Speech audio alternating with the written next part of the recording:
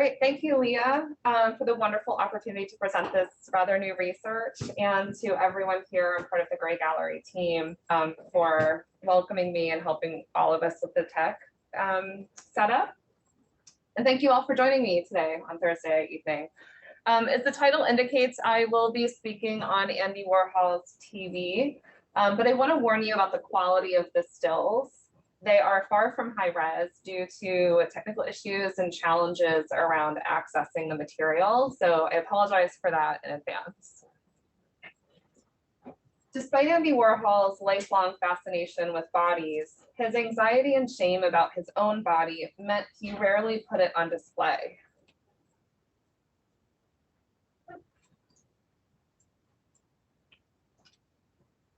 The most notable exceptions are those in which he exposed his scarred and corseted abdomen to artists like Richard Avedon and Alice Neel following Valerie Solanas' assassination attempt in 1968. As art historian James Bowden has observed, Andy Warhol was a mirror, a shadow, a figment, almost anything but a body. Through leather jackets, fine tailoring, or baggy clothes, at various points, he armored, reshaped, or deflected attention from the body beneath. As many scholars have demonstrated, Warhol used clothing and accessories to not only hide his body, but to cultivate a paradoxical public persona that interrogated gender and social norms that, as Wayne Kostenbaum argues, brought into the open and encouraged a larger repertoire of masculinities than was common at the time.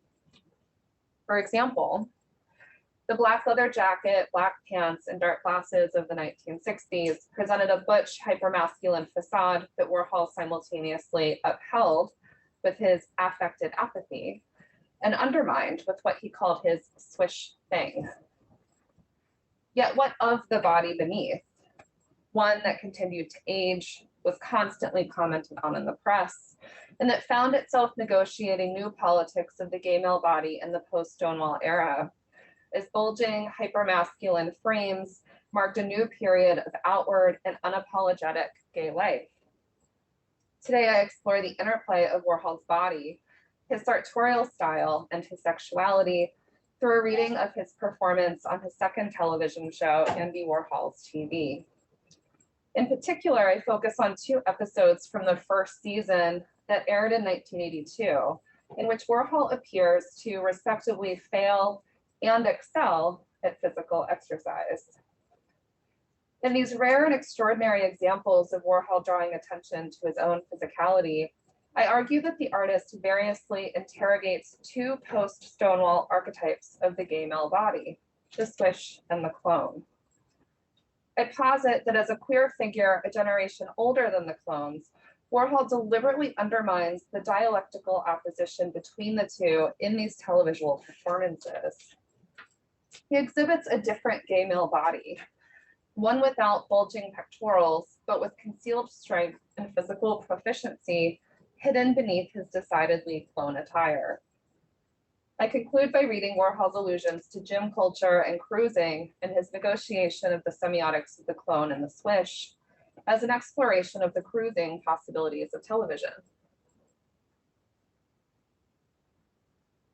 Warhol barely appears on screen in Fashion, his first television show that ran for one season from 1979 to 1980, which, as its title suggests, centers around models, makeup, and fashion designers like Halston, Kanza Yamamoto, and Betsy Johnson. Viewers only glimpse Warhol briefly when he introduces the episodes with the deadpan delivery of the title, Fashion. In the second half of the season, he lingers a few seconds longer to raise a Polaroid camera and snap a photo. In so doing, he obscures his face, concealing himself from the camera as he did for Dwayne Michaels in 1958. In Fashion, he deflects the gaze and casts it back onto the viewer, refusing to be seen. It may not be surprising that Warhol is conspicuously absent on a show about fashion, style, and pretty people, given his deep-seated insecurities about his own looks. Fully aware of how he was read in the press, Warhol recounts some of the offensive descriptions to Bridget Berlin as transcribed in his philosophy. The albino chalk skin, parchment-like, reptilian, almost blue, the knobby knees, the long bony arms so white they look bleached, the arresting hands, the pinhead eyes, the banana ears, the graying lips, the cords of the neck standing out around the big Adam's apple. It's all there. I'm everything my scrapbook says I am. In fashion, he conceals his body and presence behind a parade of makeup, clothes, and friends, which are essentially stand-ins or representatives for him. As one-time boyfriend John Giorno writes, Andy saw in the people around him a reflection of his own beautiful body. What he didn't see in himself, he saw in everyone else. His second television show, Andy Warhol's TV, debuted in the fall of 1980. Airing on Manhattan cable TV, the two-season, 27-episode series served as a televisual extension of Interview magazine and was dedicated to the fit, fabulous, and famous, like Debbie Harry, Paloma Picasso, and Mariel Hemingway. The sleek, highly edited show itself mirrors the magazine format. Each episode revolves around a sequence of short segments, taking the viewer to interviews, clubs, fashion shows, studio visits, openings, and more. In many of the episodes, Warhol operates as the table of contents. In the talking head format, he introduces the show and its segments by running through a litany of where he's been, what he's done, and who he's seen, footage of which viewers then expect to see, which is not always the case. Following his absence on fashion, Warhol defined and declared an embodied presence in Andy Warhol's TV by appearing in the segments, interviewing guests, and speaking directly to the viewers. Yet two episodes are anomalous in their allusion to fitness television shows and their explicit attention on Warhol's physical proficiency and strength, or lack thereof. Unlike Jack LaLanne's and Debbie Drake's shows, these segments are not instructional. There are no words of encouragement, corrections, or modifications. They're closer to Muybridge's formal studies of the human body and time and space than Jane Fonda's workout video that debuted the same year. The 13th episode opens with Warhol sitting astride a seated leg press, wearing a beige button-down shirt, Levi 501 jeans, and sneakers. Beside him, his Eastern European personal trainer, Lydia Senjik, performs reverse crunches on a slanted bench in a high-cut, pale blue leotard. He begins his introduction to the episode by noting, "We're in the gym, and I'm not doing all the work." And then he lists all the things he did that week, like watching Steven Spielberg's E.T., dining at Horn of Plenty, and interviewing ballet dancers Susan Jaffe and Robert LaFosse. Notably, it's not that Warhol's not doing all the work, it's that he's doing none of the work. The work, he emphasizes, is mainly watching movies, eating, and watching Jaffe and LaFosse's bodies dance, as Senjik works her body beside his. The gym scene intercuts the episode's segments, returning the viewer again and again to Senjik and Warhol's running monologue. We see Senjik doing back strengthening exercises. Her repetitive motions and heavy breathing underscore Warhol's determined stillness. Then Senjik, straddling the bench, lifts dumbbells while Warhol watches and counts her progress out loud. Finally, the episode concludes with Senjik and Warhol still wearing his distinctly non-gym attire before a blue screen. Warhol proceeds to do 2 push-ups, but then encourages Senjik to demonstrate the right way to do them. As Laura Branigan's hit song Gloria plays, the trainer demonstrates push-ups, her blue leotard dissolving into the matching blue background, her long limbs emerging out of the blue sea. As her torso blends into the background, her limbs, upper back, and head seem to operate on their own, the formal components emphasizing the laboring body parts, the visual push-pull between foreground and background, reminiscent of Warhol's silkscreens and Polaroids. Warhol has left Senjik behind to do the work, refusing to be a somebody with a body, to borrow a phrase from one of his paintings. This is a remarkable inversion of a Christopher Mako's photograph from the same year. in which we see Warhol in the gym, his t-shirt tucked in and sleeves rolled up to reveal a bulging bicep that he confidently flexes with a dumbbell in hand. Behind him, a reclined Senjik splits her legs vertically in the air to form a V. Exaggerating and showcasing his arm muscles, he stares down the viewer in a confrontational and self-assured display of masculinity and physical prowess, entirely absent in the television episode. Just 5 episodes later, Warhol contradicts his puny performance. The 18th episode begins with Warhol sitting alone before the camera, wearing a tuxedo, delivering another monologue that concludes, "Then my exercise instructor came and I did 53 push-ups. I don't know how. Actually, I did 200 that day. I went to a new club called the Red Bar, did 53 push-ups, then saw cat people twice." The episode ends with this segment titled Exercise with Lydia and Andy. Senjik, wearing a silver gray leotard with red shorts, performs a series of stretches and exercises in the wood panel boardroom at the factory, while she explains how she trains her clients. Her long limbs form oblique angles like changing letters in the alphabet. Warhol eventually joins Senjik on screen, asking if she wants him to do push-ups. Wearing a yellow button-down shirt, jeans, and brown boots, he impressively executes more than 40 of the aforementioned push-ups while the credits roll, a significant increase from his last on-screen performance. He has found his body. One way to read Warhol's contradictory and anomalous physical performances is through the politics and semiotics of the gay male body that raged throughout the 1970s and 1980s. Particularly the discourse around the clone, a controversial figure in the debates regarding masculine values in the gay community. The clone, with its scientific etymology referring to copies of biologically identical organisms that reproduce asexually, was identifiable by bulging biceps and pectoral muscles, Levi 501s, facial hair, and close-cropped haircuts in an effort to achieve what one writer called clone drag. The clone then is a uniform, a masquerade, a performance of a decidedly macho form of masculinity.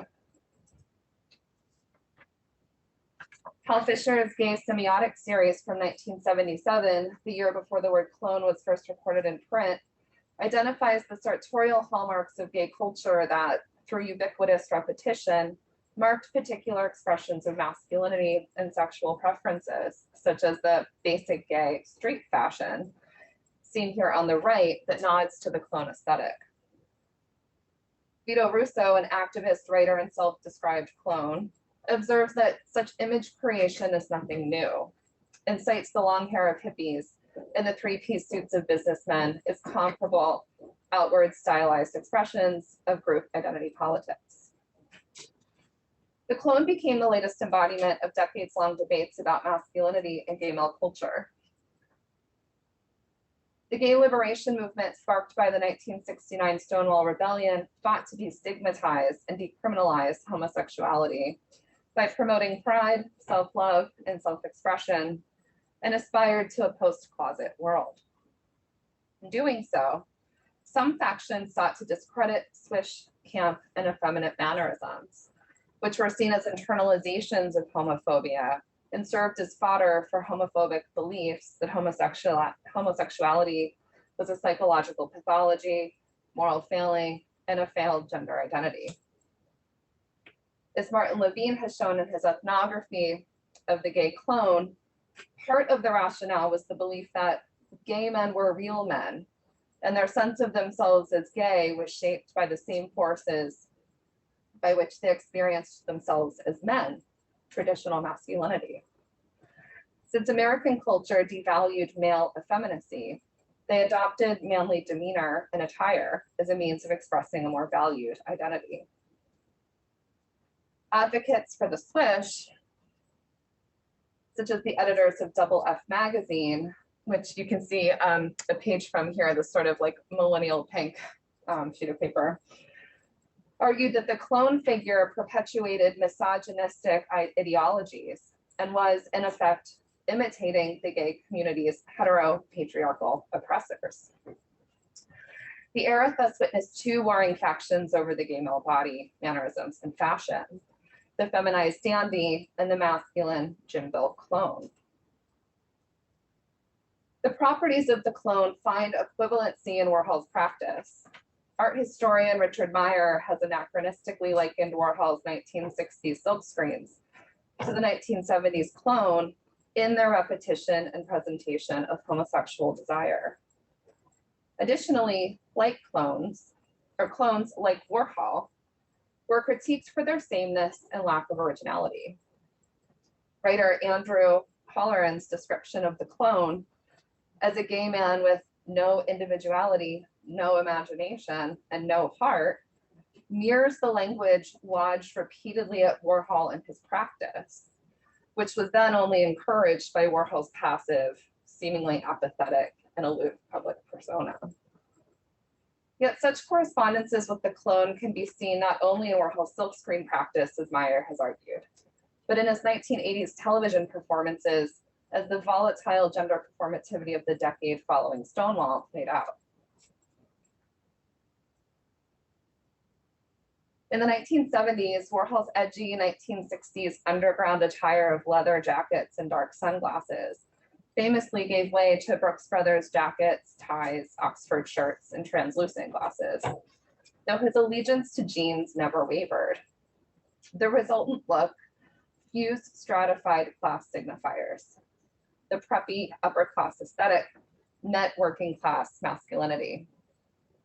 However, Warhol's loyalty to denim, particularly Levi 501s throughout the era, has not been fully contextualized within the rise of the clone aesthetic. Levi's were so ubiquitous that the company struggled to meet demand by the end of the 70s, which led them to embark on a price-fixing scheme for several years. Robert Julian in the San Francisco Sentinel describes the sexual appeal and function of the jeans.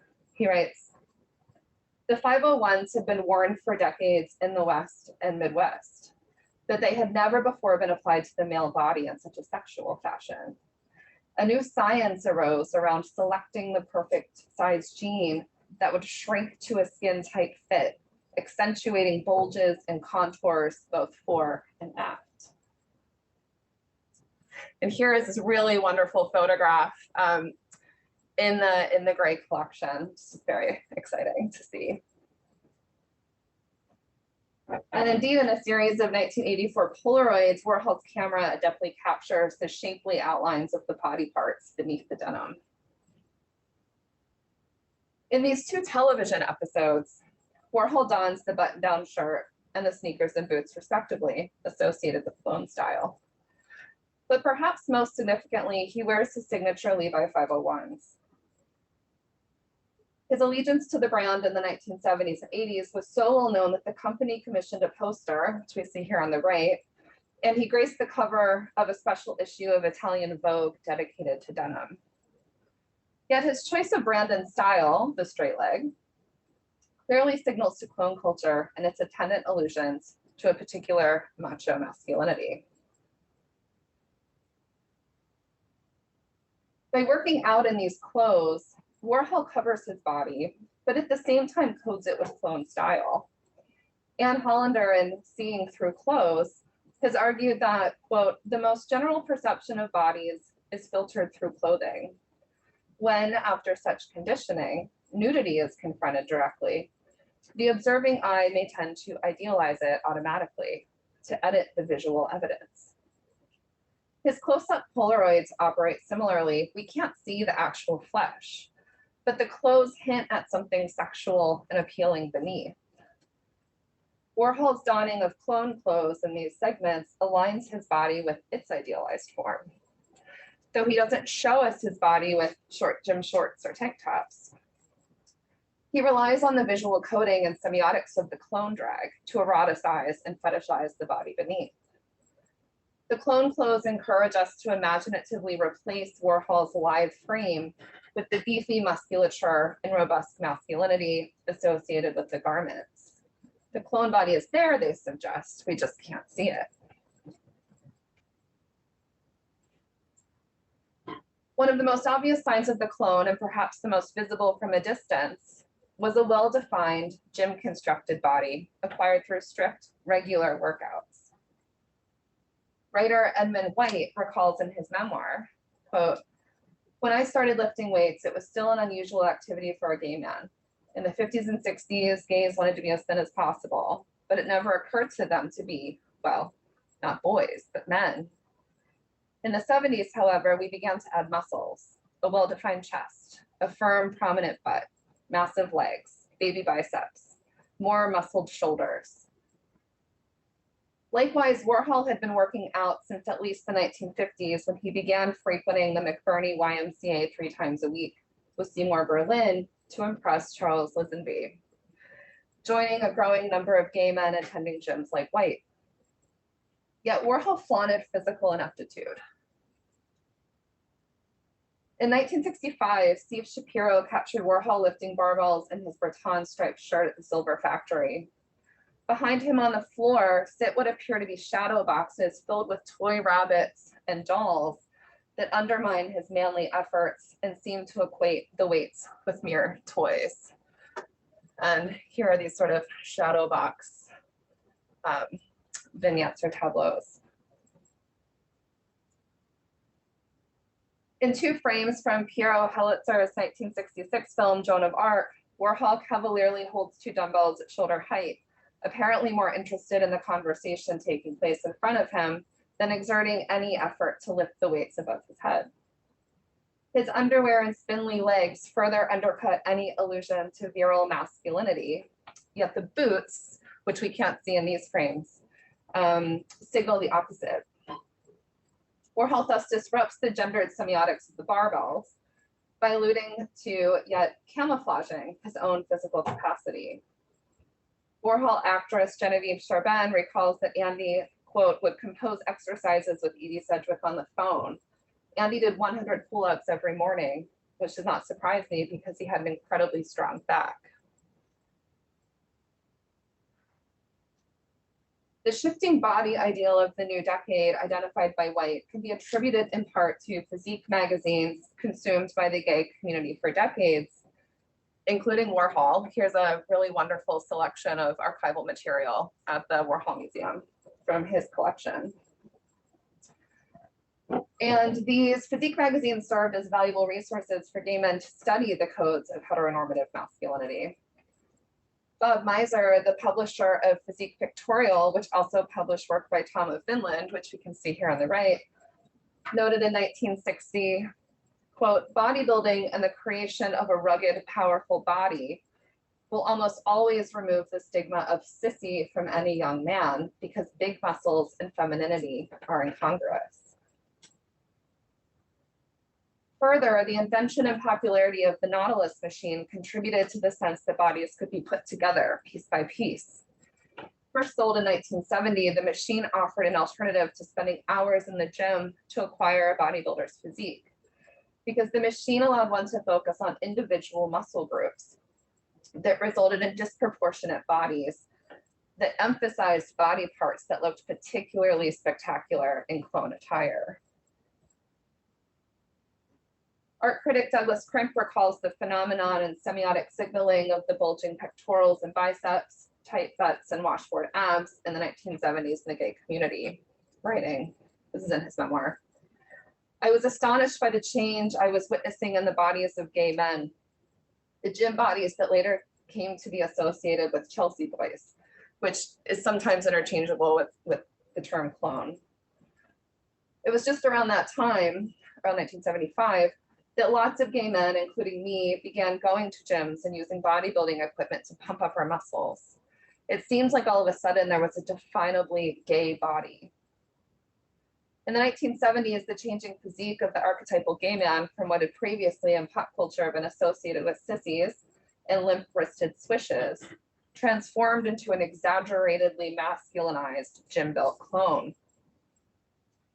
Warhol too ramped up his workout efforts throughout the 70s to help combat various health-related anxieties that arose after the '68 Solana shooting, as he, like the rest of the country and like many fellow artists, also became infatuated with bodybuilding. Arnold Schwarzenegger's 6-year reign as Mr. Olympia helped popularize the sport. And the 1974 publication of Pumping Iron, The Art and Sport of Bodybuilding, one of the first books dedicated to the rise of bodybuilding culture, became a New York Times bestseller. Warhol's 1977 Torso and Sex Parts series evidenced his interest in the engorged gym-manufactured bodies of both clones and bodybuilders. Douglas Crimp recalls, quote, "The most striking aspect of the similarity of these new gym-manufactured bodies was that these people have identical bodies, and these bodies are also strikingly different from other bodies. They seem as if honed for a particular activity, maybe a fairly athletic form of sex." And as seen here in the pages of the weekly gay magazine Michael's Thing, the conflation of bodybuilding, the Nautilus machine, muscles, and sex was a dominant discursive theme in the 1970s. Muscles, too, for Warhol are intimately tied to sex and sexual selection. During a conversation with artist Larry Rivers in the 9th episode of Andy Warhol's TV, Rivers asks, "Does it reduce penis size to lose weight?" Warhol replies, "That's interesting. I had a long talk with my gym teacher today. I asked her about cocks, and that's a muscle. So you don't get a smaller cock by losing weight." The connection between muscles and the phallus is made a bit more obliquely in his 1985 book, America, in which Warhol wrote, quote, "Muscles are great. Everybody should have at least one that they can show off. I work out every day, and for a while at the beginning, I tried to get definition, but it didn't come off that way on me. Now I do have one muscle that appears, and then it seems to go away, but it comes back after a while." This sexual innuendo of a rising and falling singular muscle speaks to the sexualization of his own bodybuilding practice and that of others.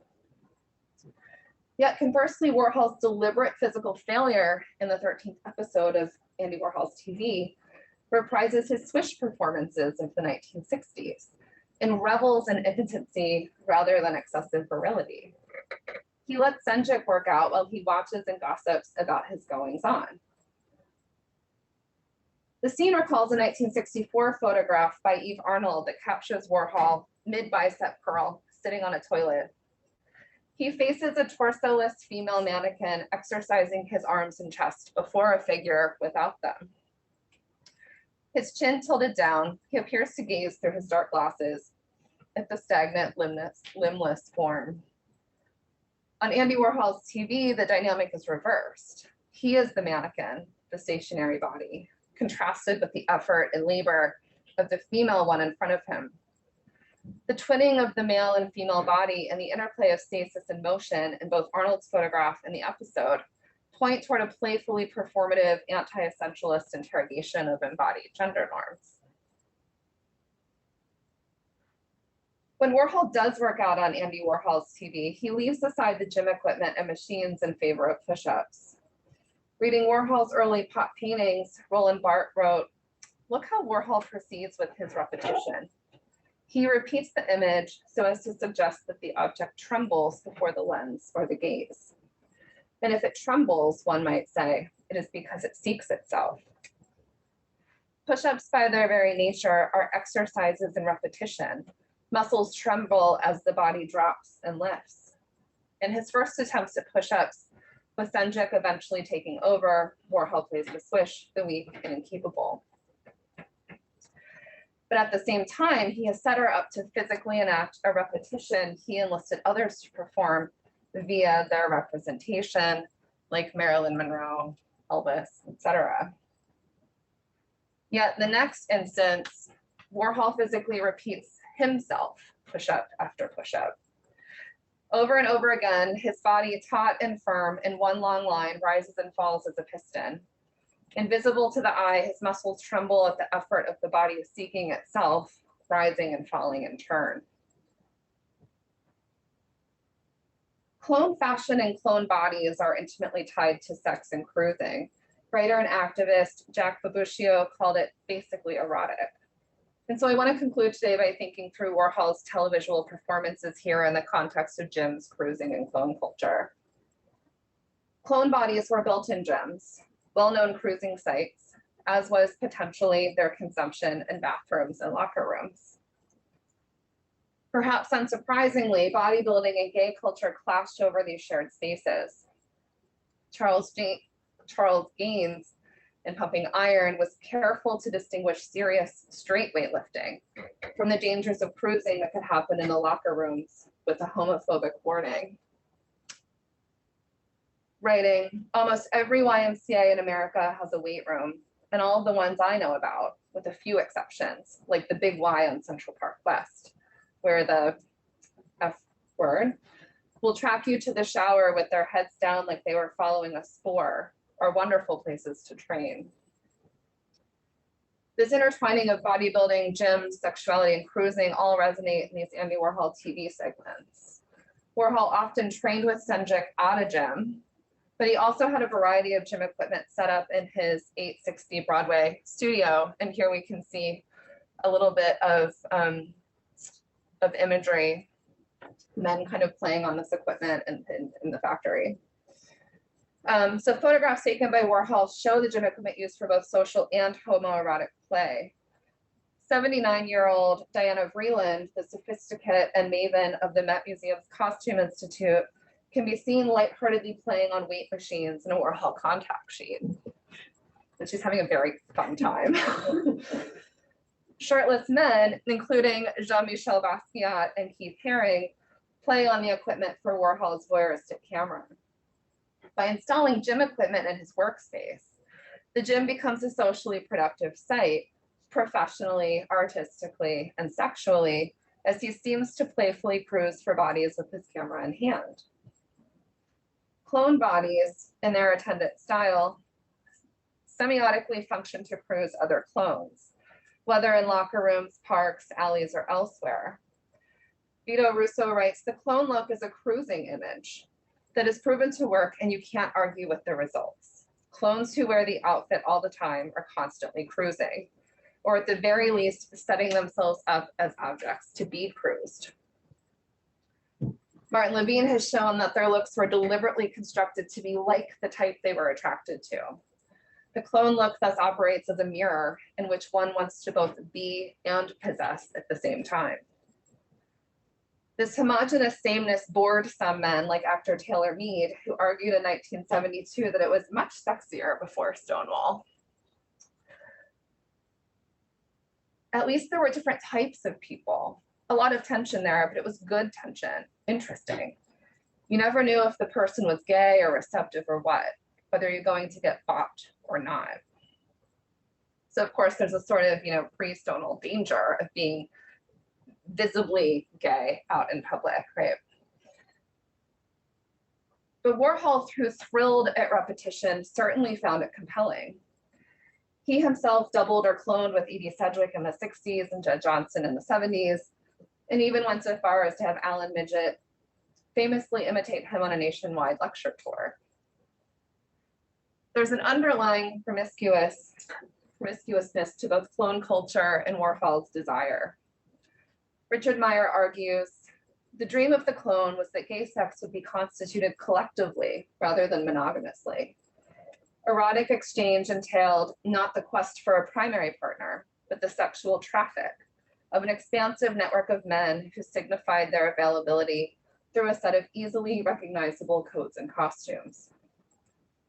Jonathan Flatley, in his recent book, Like Andy Warhol, connects Warhol's promiscuous liking, I think everybody should like everybody, to mimesis, being, acting, and looking alike.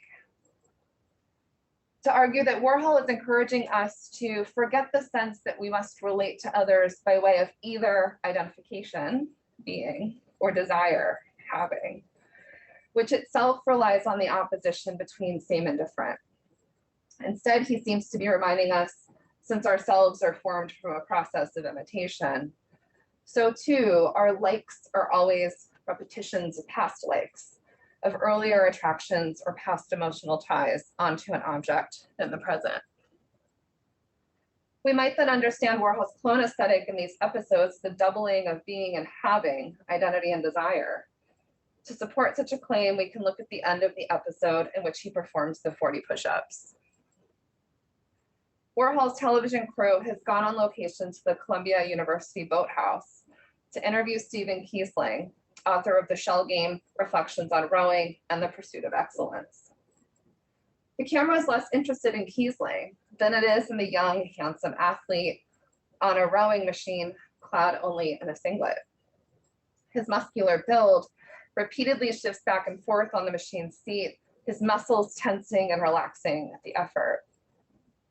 Concluding this episode with an impressive number of push-ups, the show draws an oblique parallel between his body and the athlete's, as well as Warhol's desire to be like, and be liked by such bodies. Many scholars, and I mostly agree with them, argue that cruising is more than just a visual phenomenon, it's an affective, embodied experience. But following R. Bruce Brazel's argument of gay spectatorship as cruising in Warhol's film My Hustler, we might then posit that the circuitry of desiring gazes and signals taking place inside each episode and across the televisual space engages in the cruising process. As Randy Alfred wrote in The Advocate of Clones, wearing the costumes that experience has taught them will attract the very men they find sexually attractive. It gets them what they want. Warhol presents himself as both subject and object, to cruise and be cruised, albeit through the safety of the screen, by the very nature of his sartorial choices and on-screen gym-related activities. The camera is now turned on him, not factory visitors, playing on the equipment for the voyeuristic pleasure of the camera and audience. Warhol was 50 years old when the word clone began proliferating in the press. Having not only witnessed but participated in shifting gender and sexual mores of the previous decades in his life, Warhol critically interrogates the increasingly divisive and uncompromising factions that were forming around expressions of masculinity in the 70s and 80s on Andy Warhol's TV. In so doing, he playfully fails and succeeds at confusing the feminine-masculine dichotomy. As someone long contending with bodily and sexual anxieties, Warhol found the fraught space of the gym and the performative possibilities of exercise to negotiate the semiotics of the swish and the clone, the undesirable and the desirable. Meyer concludes his article on Warhol and clones by arguing that the significant difference between the clone and Warhol was that, quote, the clone was able, as Warhol was not, to see himself as the object, as the very image of other men's desires. However, we see on Andy Warhol's TV that Warhol, by cloning the clone, can indeed become the object of others' desires. Thank you.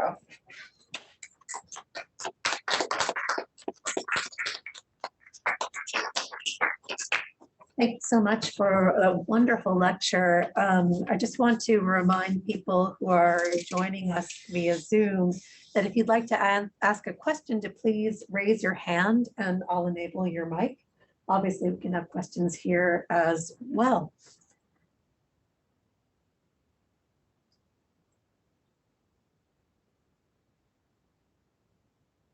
I have a question for you just to kick us off. When I think of public access television, I think of something deeply local. And I was really intrigued by so much of your material, but also photography and articles and such that allude to other places as well. San Francisco, there was even something from Melbourne. And so when I think of this, or looking at this clone dragon and the genes, especially, I think of, as you know, as being so genes as American and Warhol in New York and that kind of thing. I wonder what the international scope was, you know, for this kind of clone drag. Was there an international aspect as well? Yeah, great question. It's incredibly international. So that kind of like Chelsea boy reference and that crimp quote is kind of referring to the ways in which clones, you know, clones aren't monolithic either. I know this is like my version of this is a little reductive, just to try to get us to introduce us to these kind of nuances of how they were identified. But the clone kind of first is recognized as starting in San Francisco, and it gets called the Castro clone. Because everyone on the street is just looking alike, wearing this costume. And then in New York, it kind of gets named, the Chelsea Boys, kind of, again, related to these primarily gay districts, right? The Castro in San Francisco, Chelsea in New York. And then it really takes off in England. There's a place called the Clone Zone. People get very fun with the names, with like naming bars that are then catering to this particular kind of clientele. And then in the debates that were happening in the US around, how we should present ourselves as a collective block of people, whether it be the more like Swish, dandy contingent or the like hyper masculine version, those debates are also global. There are a lot of which, hence that kind of Melbourne article up there. In the press in the UK, for example, there are a lot of conversations about, is this helpful for us, is this harmful for us? Do we need this? Do we need to be picking sides? Can we all just kind of live and thrive in our own kind of unique aesthetic style, right? And sexual and gendered preference and taste and mannerisms and clothes. So yeah, it becomes completely global, and the debates are too. I just kind of follow the clone figure around. Yeah, great question. Any other questions? And there is something fun that I couldn't quite tie into the presentation.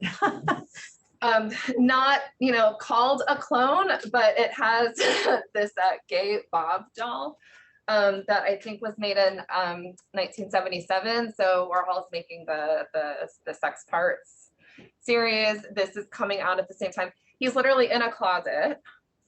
You can see kind of clothes hanging behind him. And then when you take him out of the closet. And part of the discourse around the clone too is it's a very post-closet aesthetic. There's no way of kind of hiding your sexual preferences, right? When you've kind of adopted the uniform of the clone. And so it becomes a really important strategy for people to kind of be out in the world. And so that's part of this sort of like letting Bob out of the closet while wearing this outfit is very much a part of the discourse that was happening at the time as well, about clones being kind of out and proud following the rise of the gay liberation movement. So I just wanted to tuck Bob into the conversation.